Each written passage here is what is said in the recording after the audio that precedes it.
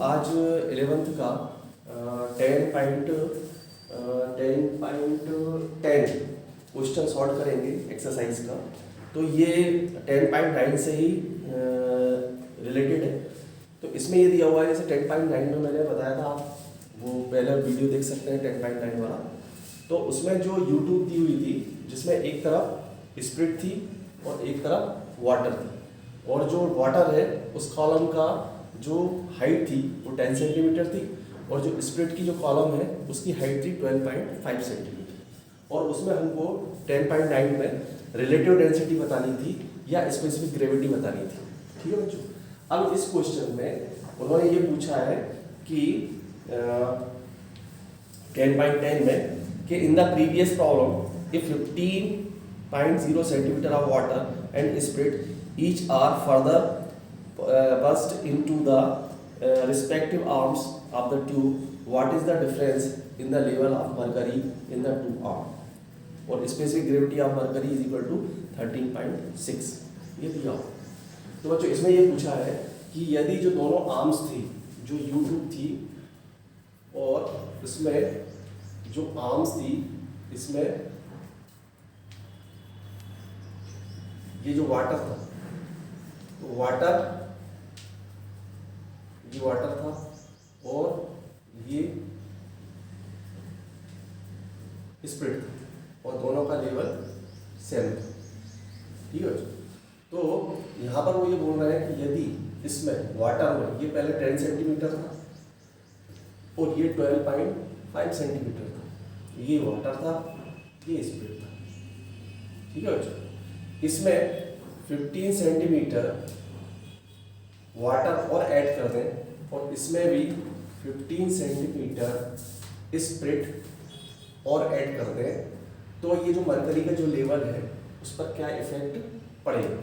तो बच्चों सीधी सी बात है कि यदि मान लो ये वाटर, इस वाटर का 10 सेंटीमीटर और स्प्रिट का 12.5 सेंटीमीटर, दोनों का प्रेशर बराबर था, इसीलिए ए पॉइंट और बी पॉइंट जो है एक दूसरे के पैरेलल थे। ठीक है बच्चों।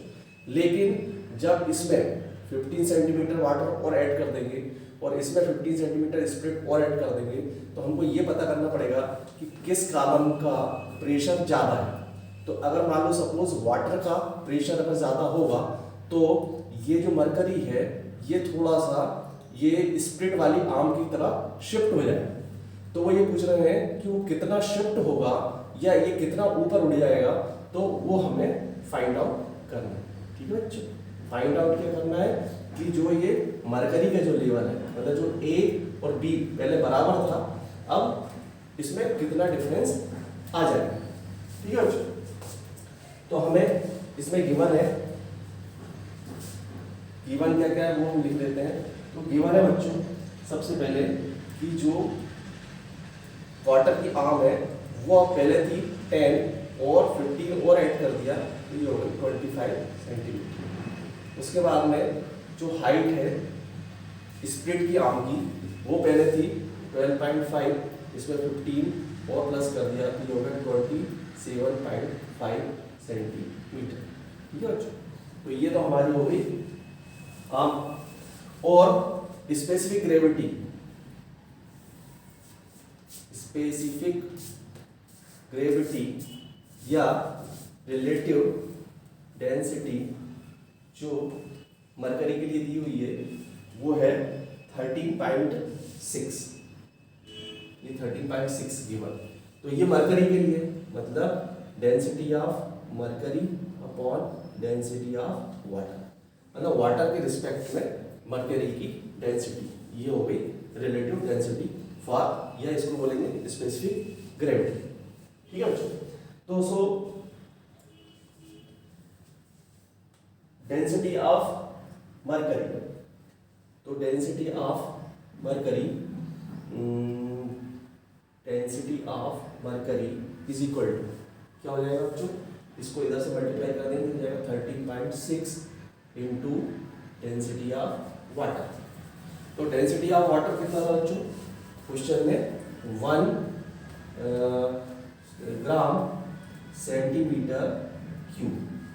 तो बच्चों 1 था, तो ये हो जाएगा density of mercury is equal to 13.6 into 1, तो हो जाएगा 13.6। ठीक है बच्चों, तो डेंसिटी ऑफ मरकरी आएगी 13.6 ग्राम सेंटीमीटर क्यूब। ठीक है बच्चों, अब नाउ प्रेशर हम अलग अलग प्रेशर दोनों का निकालेंगे, प्रेशर एक्सर्ट बाय वाटर और प्रेशर एक्सर्ट बाय स्प्रिट। अब दोनों में से जिसका प्रेशर ज़्यादा होगा वो उसके हिसाब से हम हाइट फाइंड आउट कर लेंगे मरकरी की कि वो कितना शिफ्ट होगा।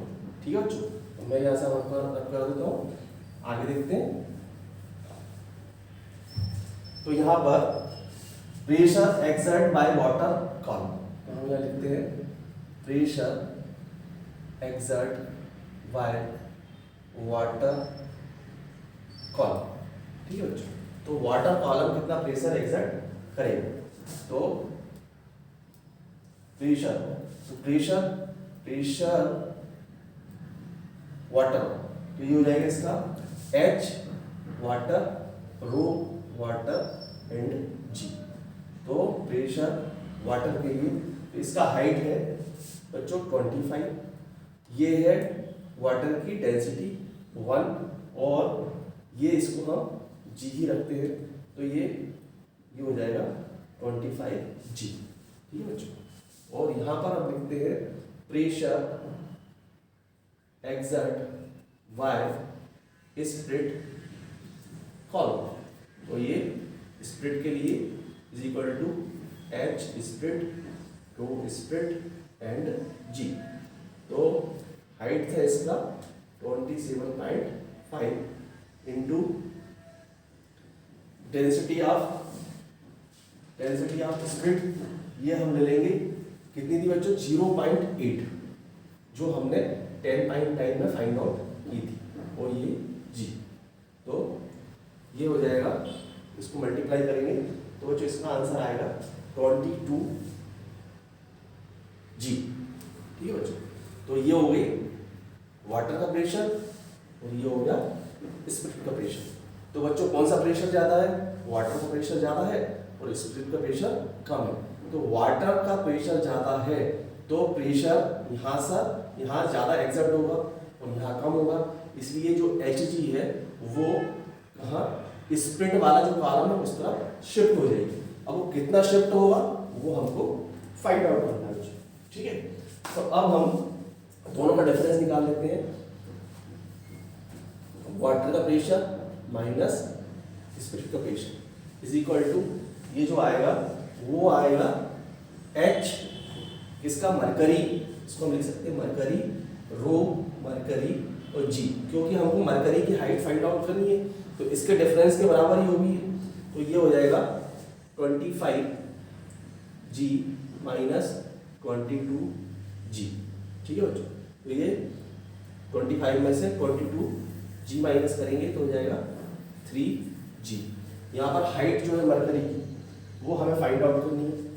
ठीक है बच्चों, और डेंसिटी ऑफ मरकरी तो वो दी हुई है, वो हमने निकाल फाइंड आउट की थी 13.6 और इंटू G। ठीक है बच्चों, G से G कैंसिल हो जाएगा। ठीक है बच्चों, और जो हाइट है वो हम फाइंड आउट कर लेंगे तो वो आएगा 3/13.6। ठीक है बच्चों, ऊपर से मैं थोड़ा सा क्लियर कर देता हूँ, थोड़ी जगह हो जाएगी।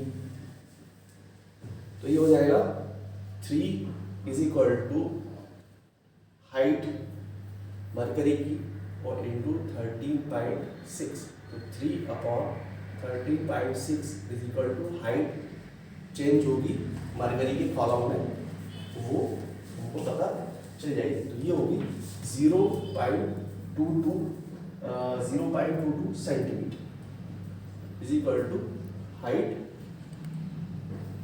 मरकरी। तो बच्चों ये इसका मतलब देयरफॉर इसमें लिख सकते हैं कि therefore rise in Hg level is 0.22 centimetre.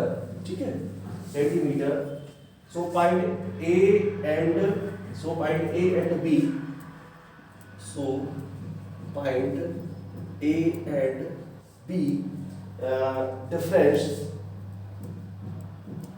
difference is 0.22 centimetre. तो बच्चों ये इसका आंसर। आई थिंक आपको ये क्वेश्चन समझ में आया होगा। ये 10.9 जो है वो 10.10 जो है वो 10.9 से ही मतलब 10.9 का ही एक पार्ट है। तो आपको ये ठीक से समझ में आया होगा। अगर आपको नहीं समझ में आया या कोई प्रॉब्लम है तो आप कमेंट बॉक्स में मुझे कमेंट करके बता सकते हैं। और आप मेरे चैनल को सब्सक्राइब कीजिए और मुझे मोरल सपोर्ट दीजिए। Thank you.